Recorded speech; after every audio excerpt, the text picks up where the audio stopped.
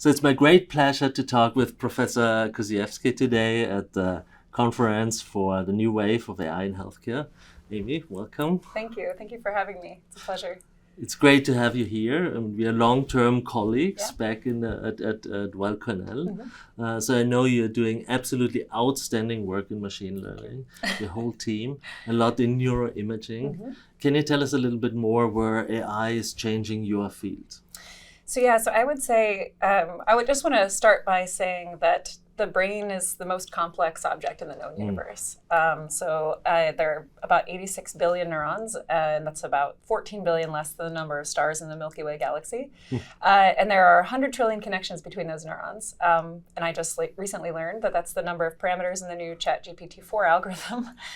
So maybe they're getting closer to our actual biology. But in any case, so treating this very complex, complicated system that with all these interconnected neurons is very difficult. And it's hard to diagnose certain diseases. It's hard to prognose brain injury, for example. It's very difficult to predict how someone's going to recover after coma, or how they're going to their trajectory of recovery after traumatic brain injury, or even to prognose neurodegeneration and multiple sclerosis. And so I think one of the biggest applications of AI is using this complex, complicated information that we can glean from neuroimaging about the structure and function of the brain to predict these outcomes. And that could then feed us back to identifying the pathology that underlies the mechanisms, because that's not always known either. And that can point us to possible treatments and therapeutic interventions. Yeah, that's amazing. You spoke of traumatic brain injury. We also heard the view before from the neuropathology side, where that seems to impact age. So how do you see that from the neuroimaging side? Yeah, so traumatic brain injury is a tough one because there's not really any effective treatments right now for it.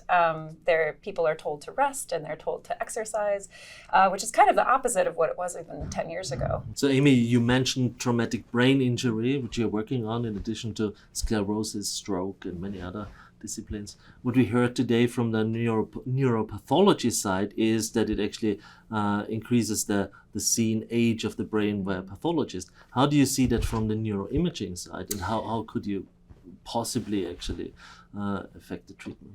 Yeah, so we've actually been doing some work in doing brain age predictions based on in vivo neuroimaging. So that's a big area of research in identifying possible potential future diseases or disorders, and kind of benchmarking people within their injury categories. So how severe is their injury based on how their brain looks in reference to an aging population. And so we've had some recent work done on looking at EEG signatures and doing age predictions from that. And we do see that in TBI, the age predictions are higher generally than they are in healthy controls. So we have a similar model to what was shown earlier today in the neuropathology. But yeah, TBI is a very complex and complicated disorder, and it can vary across the population quite a bit because it depends on where the injury occurred on your head, as well as your sort of neuroprotective factors and your age. And so using neuroimaging signatures may allow us to sort of disentangle those biomarkers that we could use to predict outcomes and potentially to select a treatment that would be more effective for a particular patient. That's amazing. And on the stroke side, so would you use the same models for both, or is that a completely different approach? Yeah. So for stroke, we've actually been working a lot with the Enigma Consortium. So it's a collection of researchers and clinicians who kind of pool their data into a big set, so that we can do these sort of brain behavior or impairment mappings.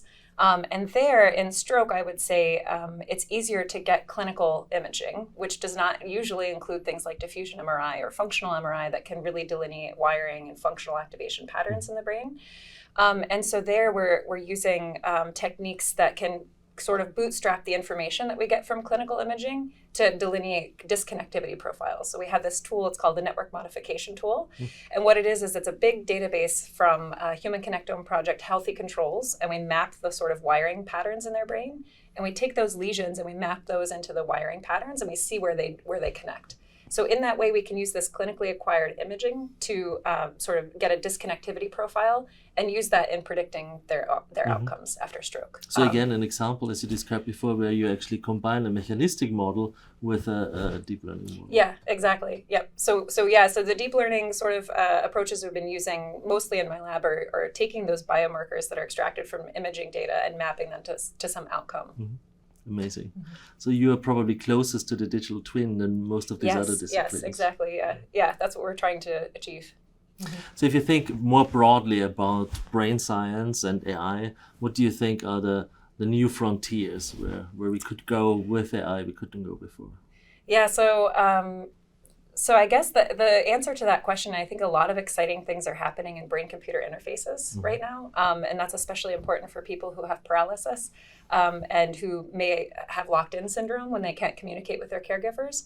And so if we're able to read the brain and the patterns of the brain and map them to some way that they're trying to communicate or try to control a robotic arm, for example, then we can really impact those patients' lives. That's amazing. So that would be enormously impactful, of course. Amy, thank you so much. Thank you. For joining us here, for all the research you're doing. It's really a pleasure talking to you. And my pleasure. Thank you. Looking forward to your talk. Thank you.